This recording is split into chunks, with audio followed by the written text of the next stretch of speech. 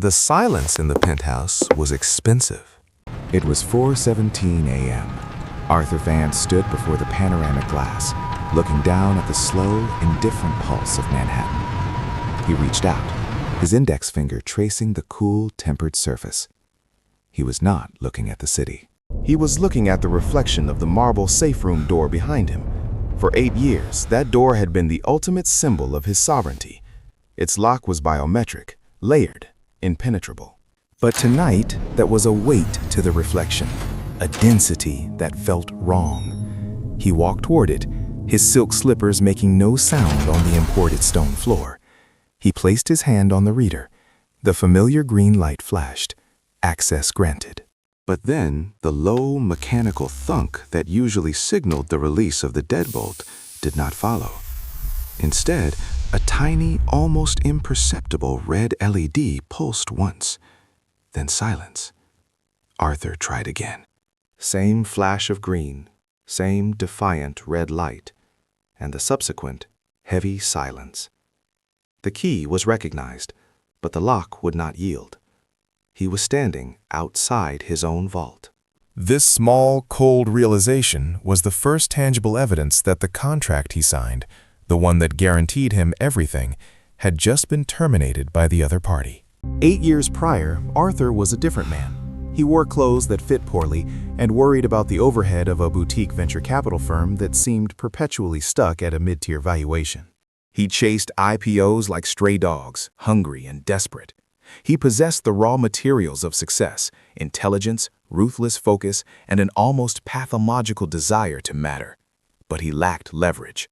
He lacked the unseen gravity that pulls opportunity toward itself. That changed in a private gallery viewing beneath the streets of Zurich. He wasn't there for the art. He was there for Elias Thorne. Thorne was not a title. Thorne was an absence. He moved through high finance like a vacuum cleaner, extracting value and leaving nothing behind but clean lines and bewildered shareholders. He represented the citadel, the structure, the invisible hand, the collective of resources so vast they rendered national borders irrelevant. Arthur's pitch was simple. His algorithm could predict the systemic failures of energy distribution networks better than any existing model. He could find the cracks. Thorne's response was equally simple. We don't need predictions, Mr. Vance. We create the. The ensuing negotiation lasted 3 hours in a room soundproofed against Swiss law. Thorne offered Arthur 80% of the financial upside of his predictions, which were now framed as controlled opportunities. Arthur would receive an immediate capital injection that vaulted his net worth beyond 9 figures overnight. In return, Arthur would surrender 2 things: complete control over the application of his technology and a silent, irrevocable commitment to the structure itself. We are not a company, Arthur, Thorne had stated, his voice flat, his gaze steady. We are a utility. We process resources. We require discretion. Discretion is not a temporary choice. It is a permanent state of being. You will never speak our name, and you will never discuss the mechanics of our partnership. If you try to exit, you forfeit everything. Your access to the system, your assets, your protection. And then we simply reclaim the leverage you currently. Arthur, fueled by the intoxicating speed of sudden wealth, had signed. He saw the risk, yes, but he also saw the control. He believed himself smarter than the contract. He believed he could utilize their power, build his empire, and eventually outmaneuver the agreement. He saw the citadel as a tool, a powerful, frightening tool, but still just a means to an end. Within 2 years, Arthur Vance was an institution. His firm, Ether Dynamics, did not market itself. It simply existed in the highest echelon of global infrastructure investment. He bought the penthouse, the private jet, the yacht. He married Elise, a woman whose genuine kindness was a sharp, beautiful contrast to his cold professional life. They had a daughter, Clara, whose existence softened the hard edges of his ambition. Arthur began to believe the power was his, earned through his own genius, merely accelerated by the arrangement. The wealth felt clean because he never had to physically hurt anyone. The damage was always statistical, algorithmic, distant. The first crack appeared not in a balance sheet, but in a casual conversation. It was a Tuesday afternoon. Arthur was reviewing acquisition targets when Thorne called. Thorne never called. He communicated through encrypted messages that disappeared seconds after reading. Arthur, Thorne's voice, always smooth, always without inflection, came through the secure line. We require the details of Clara's attendance schedule for the next fiscal. Arthur froze. Clara attended the prestigious St. Jude's Prep, known for its security and discretion. The schedule was protected, known only to him, Elise, and the headmistress. That information is irrelevant to the partnership, Thorne, Arthur stated, his voice carefully controlled. It is personal. It is context, Arthur, Thorne replied. The use of Arthur's first name was a subtle, invasive intimacy. A matter of optimization. We need to ensure that when assets are moved, there is no unnecessary friction or complication related to secondary. Clara is not him. A measured silence followed, the kind of silence that suggests infinite patience backed by infinite power. Of course not. We simply need to ensure logistical predictability. Send the schedule. Thorne disconnected without waiting for confirmation. Arthur sat back, the blood receding from his hands. This was not about infrastructure. This was about leverage. They weren't optimizing a power grid. They were establishing their ability to touch the one thing he genuinely protected. They wanted him to understand that the terms of the contract included the full scope of his life. He spent the next 3 months testing the boundaries of his cage. He tried to move Aether Dynamics' core operational servers to an offshore location they hadn't authorized. The moment he filed the paperwork, a complex regulatory audit backed by 3 major global institutions was initiated against him. The message was clear: stay in your lane, or we will demonstrate the fragility of your position. The realization settled over him like winter fog. He hadn't bought control. He had rented an illusion of it, and the rent was now being collected in increments of morality and personal security. The breaking point arrived with a directive that was impossible to justify, even to his own compromised conscience. The Citadel needed to destabilize the water purification infrastructure of 3 large municipalities in the American Southwest. The stated financial goal was astronomical, a controlled chaos that would allow the Citadel's holding companies to swoop in and privatize the scarcity. Arthur stared at the data feed, the projected casualty models running in the periphery of the financial forecast. It wasn't statistical damage anymore. It was quantifiable human suffering. He called Thorne, using the secure line he hadn't touched in months. "This is an escalation," Arthur said, his throat tight. The terms of the agreement were financial destabilization, not public health. The terms are defined by the objective, Arthur, Thorne replied, completely unmoved. The objective is market consolidation. This is the most efficient path. You deliver the access keys to the network control systems, and we proceed. This must be executed within 48. I'm out, Arthur stated simply. The words felt heavy and final, cutting through the thin air of his office. I invoke the severance. There is no severance clause, Thorne chuckled, a dry, rasping sound. There is only fulfillment. Your position is non-transferable, non-negotiable, and permanent. You were integrated, Arthur. You didn't sign a partnership. You signed a cessation of. I will go to the authorities. I will expose the mechanism. I will present the proof of your involvement in the market. Thorne paused. The silence this time was chilling, suggesting pity, not threat. You believe you have proof, Arthur? You believe those encrypted files are yours? We designed the system you use. every data point you consider evidence is either redundant, incomplete, or already manipulated to frame a third party. If you walk into any government office, you become a disgruntled financier attempting to fabricate complex corporate conspiracy charges. You will lose your license, your reputation, and your... And if I refuse to cooperate with the water, then the consequences become relational, Thorne stated, the calm tone never wavering. You forfeit the protection afforded to you and your assets.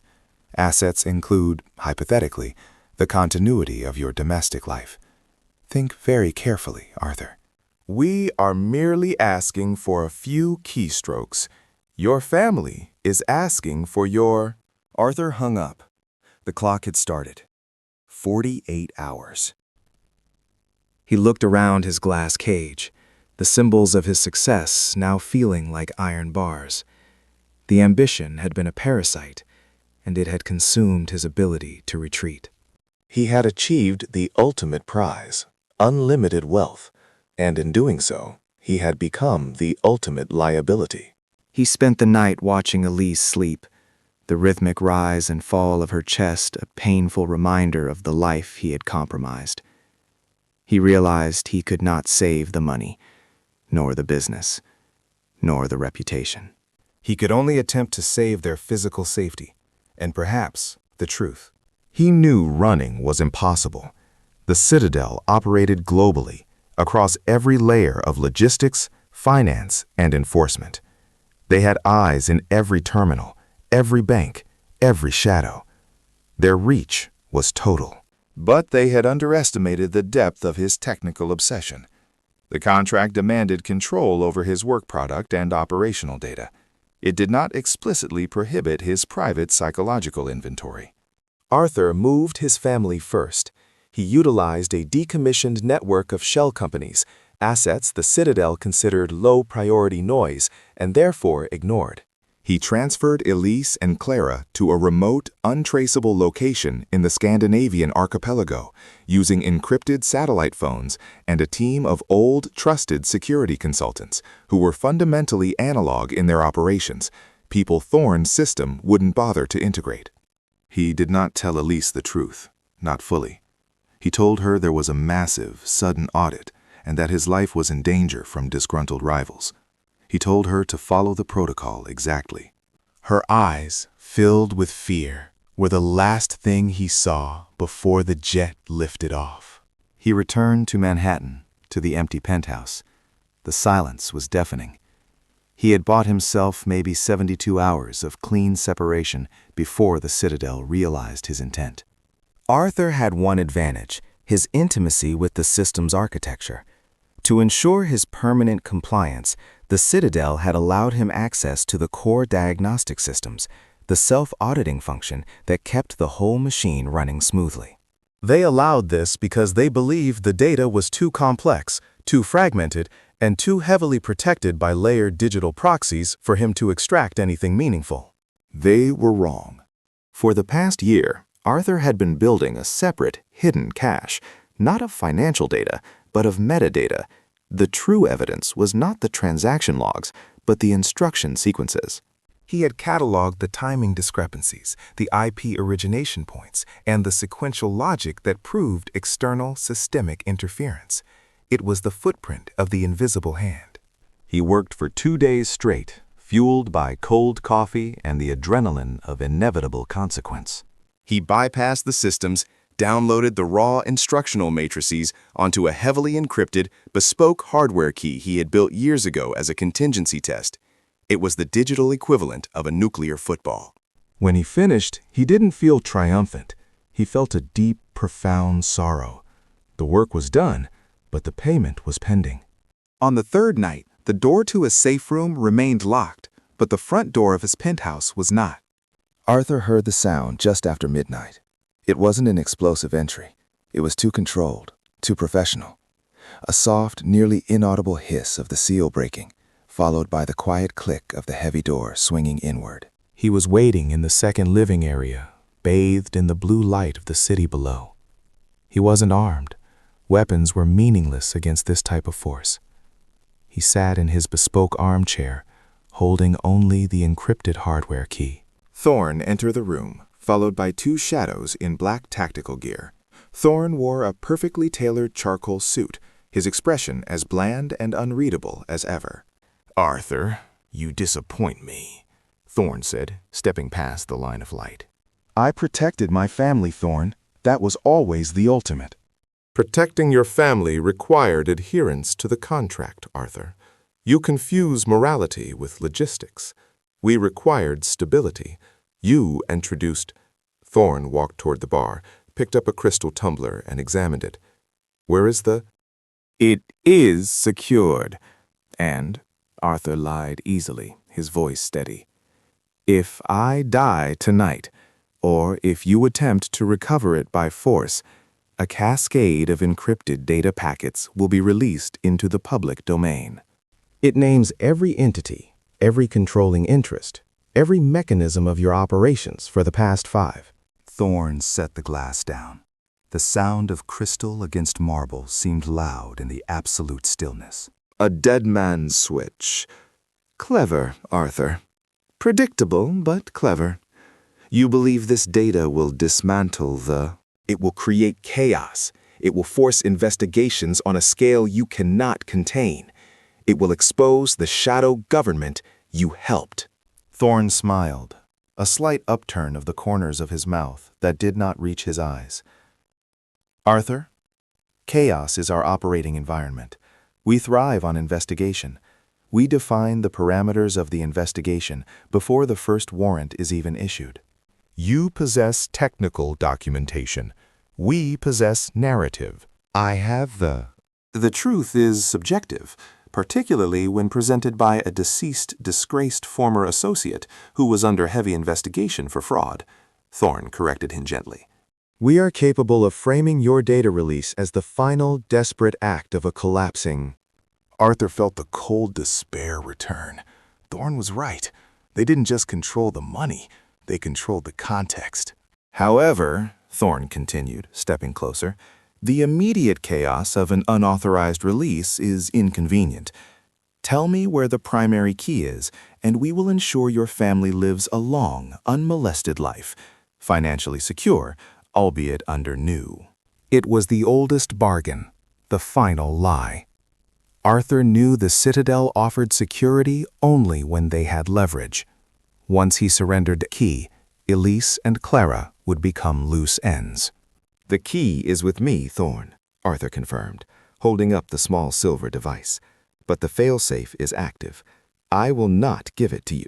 Thorn signaled the men behind him. They advanced, moving with the efficient grace of trained operatives. A sacrifice, Arthur. How terribly dramatic, Thorn murmured. Arthur did not panic. He had planned for this final moment. He had not set up the dead man switch to automatically release the data upon his death. He knew that system could be jammed or circumvented. He needed to release it while he was alive, while he could provide context. He reached into the pocket of his trousers with his free hand, pulling out a small, pre-configured burner phone. The screen was already active, running a specialized application he had coded months ago, a private streaming platform that bypassed conventional network security, utilizing multiple low-power satellite uplinks he had purchased and installed across his assets globally. The red light on the screen blinked. Live, 1 viewer. It's broadcasting now, Thorn, Arthur whispered, his voice catching slightly. I have 1 viewer, but that single viewer is a bot, a pre-programmed AI designed to immediately clone and disseminate this stream across every major darknet server and encrypted chat channel the moment I speak the trigger phrase. It will be uncontainable in 30. Thorn stopped moving. The tactical men froze 3 feet away. This was the one thing the Citadel could not instantly counteract, a live, unscripted, direct confession from the source, accompanied by undeniable evidence of the system's architecture, broadcast into the deep net where their narrative control was weakest. Arthur looked directly into the phone's tiny camera lens. His face was pale, his eyes heavy with exhaustion, but the focus was sharp. My name is Arthur Vance, he began, his voice calm, measured, reciting the carefully rehearsed script. "And I am about to tell you how the global economy is rigged. Not by governments, not by banks, but by a single, untraceable structure known as the dot." Thorne's controlled demeanor finally fractured. "Shut it!" he snapped, signaling the operatives. The men moved, but Arthur was already speaking, rapid and focused.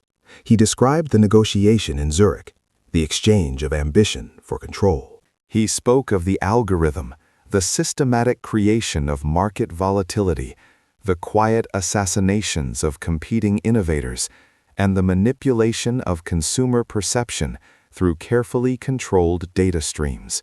"They do not create wealth," Arthur narrated into the phone, holding the lens steady. "They compress it. They take instability, refine it, and sell the resulting certainty back to the world at an unimaginable premium." They have access to every network, every politician, every major financial entity. They are invisible because they are the. He held up the hardware key. This key contains the instruction matrices. It proves that the 2021 global energy crisis was manufactured. It proves the recent stock market panic was engineered to liquidate specific national treasuries. And this week, they are preparing to sabotage the water infrastructure for millions of people in. Thorne moved with sudden, surprising speed, stepping forward, his face contorted in a rare display of raw anger. He was reaching for the phone. Arthur's final words came out in a rush, a statement of defiance and regret. "The price of rapid wealth is the surrender of your soul. I tried to buy control, and instead, I bought my execution. They promised I would be secure, but the only truly secure asset in this system is their secrecy. They cannot be defeated from the outside. They must be exposed from the inside. They are coming for me now. Do not look for my name in the news. Look for the data. It is coded with the phrase, Pandora's." Thorne reached him.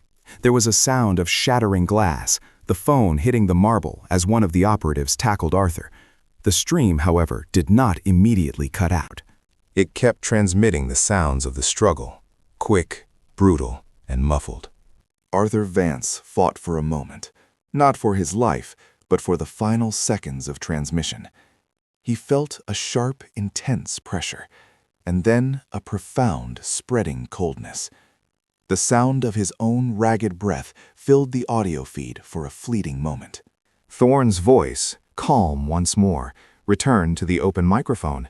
He was out of breath, but in control. "The network is clean. The liability is..." The stream continued for another 6 seconds, showing only a patch of expensive, imported marble floor, splattered dark. Then the video and audio flickered, pixelated heavily, and finally cut to static. The final frame showed only the blackness of a broken screen. The Citadel moved with swift efficiency. Within 24 hours, all traces of Arthur Vance's life were erased. A short article appeared on obscure financial blogs, swiftly refuted, suggesting Arthur Vance had suffered a catastrophic mental breakdown fueled by stress and chemical imbalance, leading to his unfortunate suicide. His firm, Aether Dynamics, was quietly absorbed by a larger entity.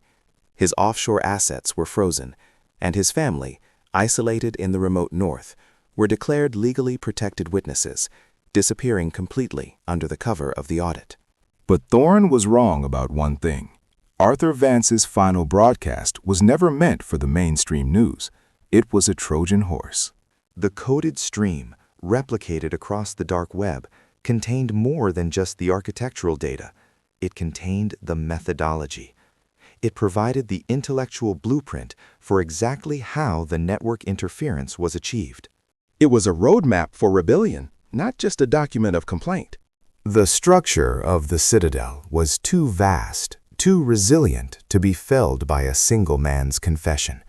It was designed to withstand political pressure and regulatory scrutiny. But it was not entirely immune to disruption from those who knew how to speak its language, the language of code, algorithm, and systemic weakness. A week later, deep in the digital shadows, the data packet, Pandora's Ransom, began to circulate. It was ignored by governments and dismissed by financial institutions. But in the quiet, interconnected world of the truly technical, the hackers, the analysts, the forgotten engineers, they understood the language. They began to test the vulnerabilities Arthur had identified, not out of morality, but out of curiosity. A new type of chaos was being introduced into the system, a chaos not engineered by the Citadel, but created by the ghosts of their victims. The man who sought ultimate control found his final act of defiance was the surrender of his life, turning his own tragic failure into a technical opportunity for others. His ambition had killed him, but his meticulous preparation had provided a small, critical fracture in the architecture of infinite power. The truly dangerous ideas were the ones that circulated silently, outside the purview of the men who controlled the narrative. What did Elias Thorne do when the first tiny, unauthorized anomaly appeared in their core infrastructure diagnostics, a fractional, inexplicable data lag in a South Asian energy grid, an anomaly that should not exist? The story of the engineers who first detected the counter-algorithm, the real-world consequences of Pandora's ransom, and the silent digital war that followed Arthur Vance's death is a far more complex equation. And we will track those footprints in the shadows next time.